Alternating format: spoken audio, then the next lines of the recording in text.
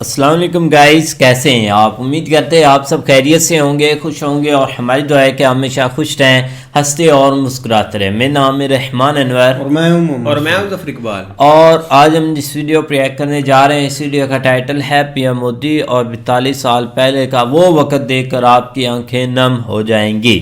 तो देखते हैं वीडियो। अगर वीडियो पसंद है वीडियो को लाइक, चैनल को सब्सक्राइब ज़रूर कीजिएगा। तो देखते हैं वीडियो और करते हैं स्टार्ट। मेरे घर, परिवार,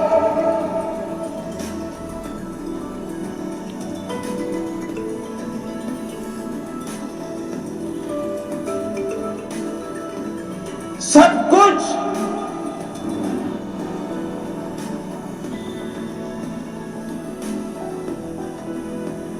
देश के लिए छोड़ा है। पीएम मोदी के जीवन से जुड़ी सबसे पहली दिल छू लेने वाली कहानी है साल 2015 की। Your mother is very important in your life, so I'm hoping that you'll tell us a bit about her. मैं भी एक सामान्य परिवार से हूँ। मेरे जीवन में मेरे माँ बाप का बहुत बड़ा रोल रहा है। मैं बहुत गरीब परिवार से हूँ। आप जानते हैं, मैं रेलवे स्टेशन पे चाय बेचता था। हमारे पिताजी तो रहे नहीं है। जब उन्होंने अपने माँ के संघर्ष की बात की। माता जी है, 90 साल से भी ज्यादा उम्र है। आज भी अपने सारे काम खुद करती हैं। पढ़ी लिखी नहीं है, लेकिन टीवी के कारण उसका तुमको समाचारों का पता रहता है, दुनिया क्या चल रही है, वरना कुछ पता नहीं था। दरअसल नरेंद्र मोदी फेसबुक के ऑफिस गए थे और मार्क जुकरबर्ग ने उनसे कहा था कि हम सभी जानते हैं कि आपका परिवार आपके जीवन का एक अभिन्न हिस्सा है, तो क्या आप उनके बारे में कुछ बताना चाहेंगे? अब जब हम छोटे थे तो हमारा गुजारा करने के लिए वे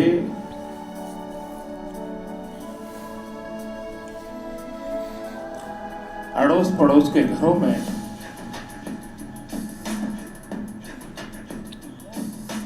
बर्तन साफ करना, पानी भरना,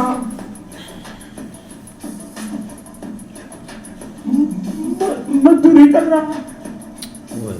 तभी नरेंद्र मोदी ने कहा कि मैं बहुत ही सामान्य परिवार से हूँ। पिता तो अब नहीं रहे, माता जी हैं, 90 साल से भी ज्यादा उम्र है। आज भी अपने सारे काम खुद करती हैं, पढ़ी लिखी नहीं है, लेकिन टीवी में समाचार सुनती हैं। और जब हम छोटे थे तो हमारा गुजारा करने के लिए वो पड़ोस के घरों में बर्तन साफ करना, पानी भरना, मजदूरी करना जैसे काम करती थी। ये बताते हुए वो इतने भावुक हो गए थे कि उनकी आंखों से आंसू छलक गए थे। आगे उन्होंने कहा कि आप कल्पना कर सकते हैं कि एक मां ने अपने बच्चों को बड़ा करने के लिए कितना कष्ट उठाया होगा। और ये सिर्फ नरेंद्र मोदी के केस में नहीं है, बल्कि भारत में ऐसी लाखों माताएं हैं। इसी बात से आप अंदाजा लगा सकते हैं कि उनका बचपन कितना ज्यादा संघर्ष से भरा होगा, मगर उन्होंने देश के हर व्यक्ति की भलाई का दृढ़ निश्चय तब लिया था जब उन्होंने बड़े होकर ऐसी एक माँ और बच्चे का दुख एक बार फिर महसूस किया था, जिसे लेकर गुजरात के डॉक्टर अनिल रावल बताते हैं कि साल 1984 में एक फिएट कार में बैठा था जिसे नरेंद्र मोदी चला रहे थे। तभी मैंने उनसे पूछा कि आपको ऐसा कौन सा अनुभव हुआ कि आप देश की सेवा के लिए दृढ़ निश्चयी हो गए। तब उन्होंने डॉक्टर रावल को बताया कि मैं एक गांव में गया। उस वक्त मैं पूर्णकालीन प्रचारक यानी स्वयं सेवक था। दोपहर के 1 बजे हुए थे और जो भी स्वयं सेवक होते हैं वो एक दूसरे के घर भोजन करने जाते हैं। तभी वहां मैं एक स्वयं सेवक के घर गया जो एक झोपड़ा था। उस झोपड़े में वो स्वयं सेवक, उसकी पत्नी और एक छोटा सा बच्चा था। तभी उन्होंने मुझे खाना खाने के बारे में पूछा। मैंने हाँ कह दिया। उनकी रसोई तो छोटी और खाली थी, लेकिन दिल बड़ा था, इसलिए उन्होंने मुझे एक उबड़ खाबड़ थाली में आधी बाजरे की रोटी और एक छोटी सी कटोरी में दूध परोसा। उस वक्त सामने माँ की गोद में वो बच्चा बैठा हुआ था जिसकी नजर उस दूध की कटोरी पर टिकी हुई थी। तभी मैं समझ गया कि वो दूध उस बच्चे का है जो मुझे परोसा गया है। मैंने कहा कि मैं बाहर नाश्ता करके आया, इसलिए मुझे रोटी का चौथा हिस्सा दे दो। वो आधा टुकड़ा मैं पानी के साथ खाने लगा। जिसके बाद उस माँ ने दूध की कटोरी अपने बच्चे को दे दी और वो बच्चा एक घूंट में पूरा दूध पी गया। तभी उस बच्चे को देखकर मेरी आंखों में आंसू आ गए और मुझे यह एहसास हुआ कि मेरा देश इतना गरीब है। यहाँ कुछ लोगों के पास तो पेट भरने के लिए खाना तक नहीं। तभी मैंने अंतिम मानव के उत्थान का दृढ़ निश्चय लिया था। साथियों, उस घटना के 2 सदियां बीत गई, लेकिन मोदी जी कभी उसे भूले नहीं थे और उसके तर्ज पर साल 2001 में वो जैसे ही गुजरात के मुख्यमंत्री बने और उन्हें गरीबी की सेवा करने का मौका मिला तो उन्होंने उनके लिए कई कदम उठाए। फिर देश के प्रधानमंत्री बनने के बाद उन्होंने पूरे भारत के अभावग्रस्त लोगों की सहायता के भी कदम उठाए। साथियों, हम सभी जानते हैं कि नरेंद्र मोदी के जीवन में अटल बिहारी वाजपेयी का काफी अहम योगदान रहा है। उन्हीं के कहने पर नरेंद्र मोदी दिल्ली से गुजरात वापस आए थे और चुनाव जीतकर गुजरात के मुख्यमंत्री बने थे। साल 1996 में इन दोनों की एक दिल छूने वाली फुटेज वायरल हुई थी। ये तस्वीर उस वक्त की है जब साल 1996 में राष्ट्रपति शंकर दयाल शर्मा ने अटल जी को प्रधानमंत्री बनने का न्योता दिया था। ये प्रधानमंत्री ने किया है और कल मेरा मंत्रिमंडल शपथ लेगा। राष्ट्रपति से मिलकर जब अटल बिहारी वाजपेयी पार्टी ऑफिस पहुंचे तब सभी कार्यकर्ताओं ने बड़ी धूमधाम से उनका स्वागत किया। लेकिन इन सभी के बीच एक शख्स ऐसा था जिसकी खुशी का कोई ठिकाना नहीं था। वो शख्स दौड़ते हुए अटल जी के पास आया और पूरे दिल से उन्हें गले लगा लिया। अटल जी ने भी 3 बार उनकी पीठ थपथपाई।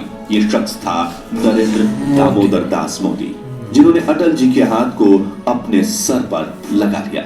साल 2001 में जब नरेंद्र मोदी गुजरात के मुख्यमंत्री बने, उसके कुछ महीनों बाद अटल बिहारी वाजपेयी गुजरात आए थे और वहां उन्होंने उस राज धर्म का जिक्र किया था जिसकी सीख उन्होंने नरेंद्र मोदी को दी थी। इस मिनिस्टर के लिए मेरा एक ही संदेश है कि वो राज धर्म का पालन करें। राज धर्म सही है। और इसी राजधर्म की राह पर चलकर आज नरेंद्र मोदी भारत के प्रधानमंत्री बनने के साथ दुनिया के सबसे शक्तिशाली लोगों में शामिल हो चुके हैं और सबसे ऊपर इस सूची में पहुंच गए हैं। राजा के लिए, शासक के लिए प्रजा में भेद नहीं हो सकता। न जन्म के आधार पर, न जाति के आधार पर, न संप्रदाय के आधार पर। हम लोग वही कर रहे हैं। मुझे विश्वास है कि नरेंद्र भाई यही कर रहे हैं।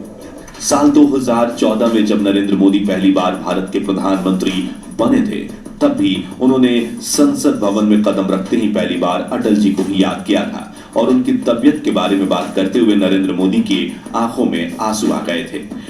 अटल जी का स्वास्थ्य अच्छा होता और आज वो यहाँ होते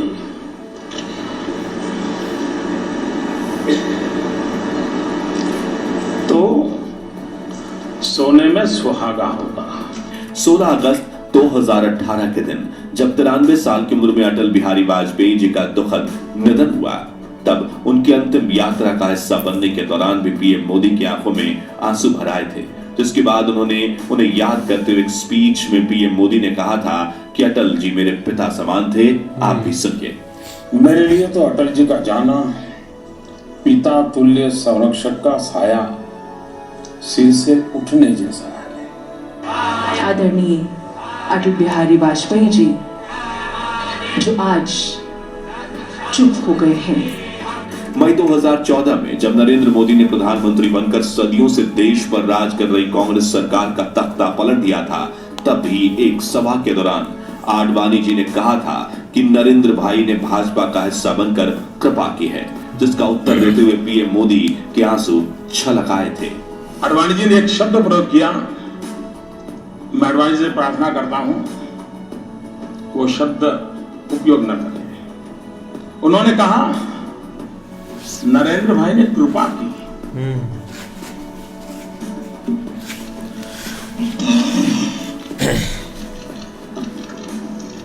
क्या मां की सेवा कभी कृपा हो सकती है? कतई नहीं हो सकती। आगे उन्होंने रोते हुए कहा था कि जैसे भारत मेरी मां है वैसे ही भाजपा भी मेरी मां है। बेटा कभी मां पर कृपा नहीं कर सकता, बेटा सिर्फ समर्पित भाव से मां की सेवा करता है। कृपा तो भाजपा पार्टी ने की है कि इस भारत मां की सेवा करने का मुझे अवसर दिया है। पीएम मोदी के साथ काम करने वाले बताते हैं कि वो अपने आसपास के छोटे से बड़े हर व्यक्ति की इज्जत करते हैं, कभी किसी से तू तड़ाक में बात नहीं करते और उनका व्यक्तित्व इतना प्रभावशाली है कि उनके साथ काम करने वाले हर व्यक्ति के चेहरे पर हमेशा मुस्कान बनी रहती है। लेकिन कई बार जब नरेंद्र मोदी जी को अपना संघर्ष याद आता है तो उनकी आंखों में आंसू भर आते हैं। ठीक वैसे ही नवंबर 2006 में नोटबंदी के बाद जब वो गोवा की एक सभा में गए थे तो उन्होंने बेहद ही नर्म अंदाज में अपना दुख बताया था, जो सुनकर आपकी भी आंखें भर आएंगी। मेरे देशवासियों, मैंने घर, परिवार, सब कुछ देश के लिए छोड़ा है। आखिर में दोस्तों अब एक ऐसी अनसुनी कहानी की बात करते हैं जो आपको अंदर तक झकझोर कर रख देगी और प्राइम मिनिस्टर नरेंद्र मोदी के लिए आपकी रिस्पेक्ट और बढ़ जाएगी।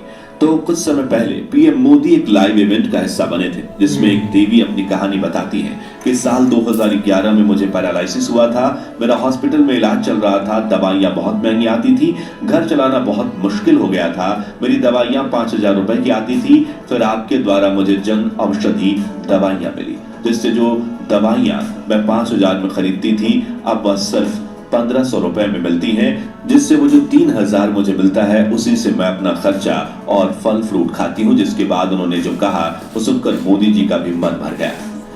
मोदी जी, मैंने ईश्वर को तो नहीं देखा, लेकिन मैंने आपको ईश्वर के रूप में देखा है।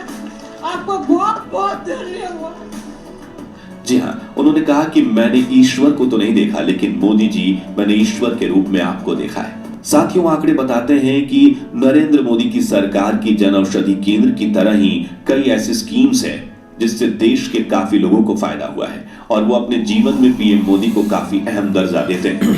न मैं आंख झुका के बात करूंगा, न मैं आंख उठा के बात करूंगा, मैं आंख मिला के बात करूंगा। नरेंद्र दामोदर दास मोदी दुनिया के सबसे शक्तिशाली लीडर्स में से एक माने जाते हैं, जिनकी एक आवाज से पूरा देश एक्शन मोड में आ जाता है, जिनका व्यक्तित्व इतना प्रभावशाली है कि देखकर हमारे रोंगटे ही खड़े हो जाते हैं। शायद उनके दिल में इतनी सच्चाई है कि वो देश के हर इंसान का दर्द महसूस कर सकते हैं। पीएम मोदी से जुड़ी अनसुनी कहानियों पर हमारे पार्ट 1 और पार्ट 2 को आपने बहुत ज्यादा प्यार दिया, जिसके लिए दिल से धन्यवाद। और आज पार्ट 3 हम उनके व्यक्तित्व से जुड़ी कुछ ऐसी ही अनसुनी बातों को सुन रहे थे जो भी शायद आपको पसंद आई होंगी। तो दोस्तों, क्या आप चाहते हैं कि हम पीएम नरेंद्र मोदी की जीवनी का पार्ट 4 भी बनाएं? अगर हाँ, तो कमेंट बॉक्स में नेक्स्ट पार्ट लिखने के साथ ही वीडियो को लाइक और शेयर जरूर कीजिएगा। यार बेस्ट वीडियो थी, क्योंकि एक पीएम मोदी जी की जो एक लाइफ को लेकर आप जितना ज़्यादा एक पढ़ते जाए ना, आपको एक उतने ज़्यादा एक नॉलेज भी आएगी, एक आनंद भी आएगा, क्योंकि एक उनका बचपन ही ऐसा गुजरा है कि जिनका एक बचपन से ये सपना है कि मैं कुछ ना कुछ आगे बनूं, अपने देश के लिए करूं। छोटे से थे जब उन्होंने एक घर छोड़ दिया था, हर चीज़ छोड़कर वो अपने एक रास्ते पर निकल पड़े थे। लेकिन सही है, आगे से वो उनकी ना बात बनी, फिर घर आए, फिर निकले, मतलब ऐसे ही है। बाकी अब की एक सिचुएशन को देखना कि जो एक इमोशनल हो जाते हैं। इमोशनल बंदा तब भी होता है जब उसके ऊपर से एक वक्त बहुत ज़्यादा मुश्किल एक वक्त गुजरा हो, फिर बंदा उससे उसी वक्त की एक जब बात पूछता है तो तब बंदा इमोशनल हो जाता है। जैसे अब उन्होंने एक माता जी के बारे में या उनकी एक फैमिली के बारे में जब पूछा है पीएम मोदी जी से, तो बताते बताते एक बार उनकी आंखों से आंसू आ गए, क्योंकि वो एक दिन ही ऐसे गुजरे हुए हैं या एक उन्होंने ऐसा समय गुजारा है। हर तरह से उनके साथ एक वक्त आया, लेकिन वो कभी हिम्मत नहीं आ रही यार। ये है बहुत उनकी ना एक हार्ड जर्नी थी, एक पीछे से ना एक बहुत उन्होंने हार्ड वर्किंग की है।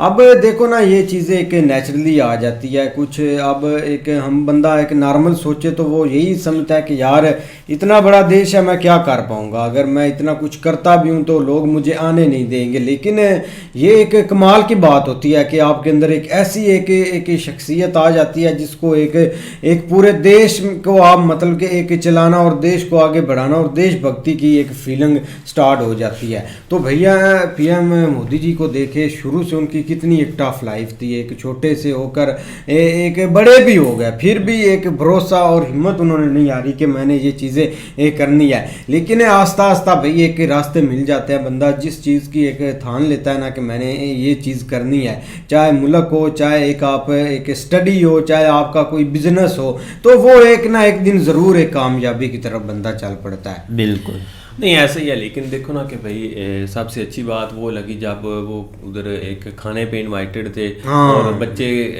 को जो है ना वो दूध उसके घर वालों ने जो उसके बच्चे का दूध था वो मतलब उनको देने लगे थे, लेकिन वो उनको थोड़ा फील हो गया और साथ ही उन्होंने मतलब मना कर दिया जैसे बहाना करके।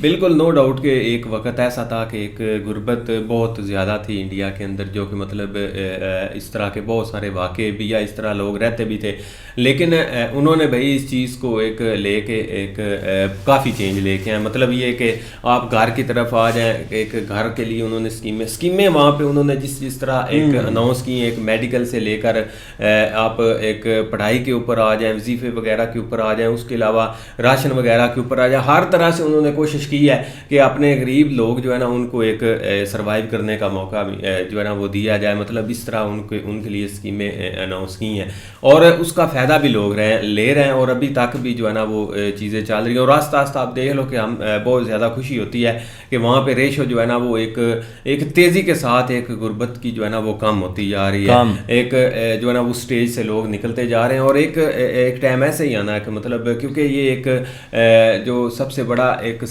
कदम लिया था ना वो चाइना ने लिया था। चाइना ने भी इस तरह एक क्योंकि बड़ा मुल्क था, उनको भी इस तरह की चीज़ें फेस करनी पड़ा। अभी भी ये ना समझे कि चाइना बिल्कुल जो निकल आया, लेकिन वहाँ पे हैं और इसी तरह जो है ना वो ये भी एक उन्होंने एक स्टेप लिया हुआ है और एक ना एक दिन बिल्कुल जो है ना वो ज़ीरो रेशो के ऊपर आ जाएगी उनकी एक कोशिश के साथ, क्योंकि उन्होंने ये चीज़ें फेस की हैं। बहुत एक डार्क रियलिटी है भाई, एक पीछे चले जाए ना तो बहुत है, इसलिए तो भाई वो इमोशनल हो जाते हैं जब वो चीज़ें सोचते हैं ना कि मैंने इस हालात में भी मैं मतलब कि इतनी मैंने जद्दोजहद की, तो इसलिए वो भाई एक मतलब कि इमोशनल हो जाते हैं। लेकिन जो सबसे एक बड़ा पॉइंट है ना कि आगे से उनको लोग काफ़ी अच्छे मिल गए थे। आगे से भाई अटल वाजपेयी थे, उन्होंने काफ़ी एक उनको मतलब कि एक चीज़ें लर्निंग के लिए सिखाई और उनसे उन्होंने काफ़ी एक सीखा।